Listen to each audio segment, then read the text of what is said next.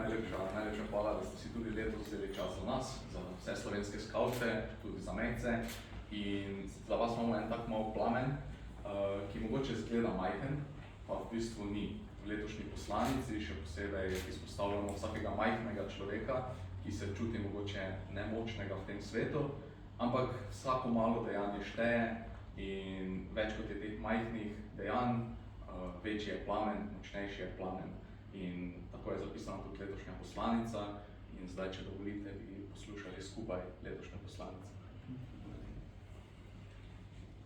Kaj ti je, da spiš? Vojna, stiske, bolezni, nesreče, osamljenost. Kaj pa ti?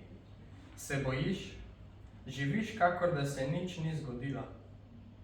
Seveda, težko nam je, ko vidimo, kaj vse se dogaja in se nam zdi, da ne moremo nič.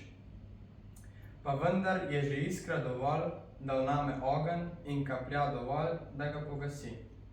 Zbudi se, Božič je. Naj ti ne bo vse eno za temo v svetu.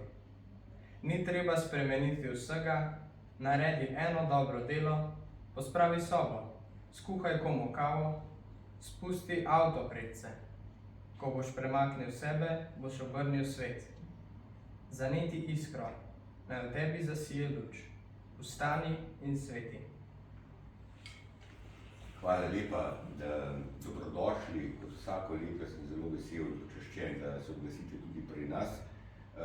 Kar se letošnje poslanice vaše tiče, je pa nekje, sem sploh vesel, ker ob dnevu človekovih pravic prejšnji teden je šla moja poslanica tudi v to smer, da moramo biti človekoljubi, in da če naredimo nekaj za vsakega človeka, potem naredimo nekaj za skupnost, pa naredimo nekaj zase, se pravi za nas vse.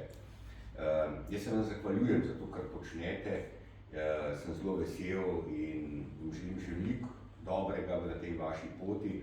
Postanite takšni tudi potem, ko boste odložili mogoče tudi skavtska oblačila. Vsakem od vas je ta luč, ki jo prinašate, dajte jo naprej, pa jo nosite skozi celo življenje. Tako da hvala lepa iskrena. Hvala. Hvala lepa, kot vsako leto bo našlo poseben prostor pri meni to. Odlično, da smo slišali. Hvala.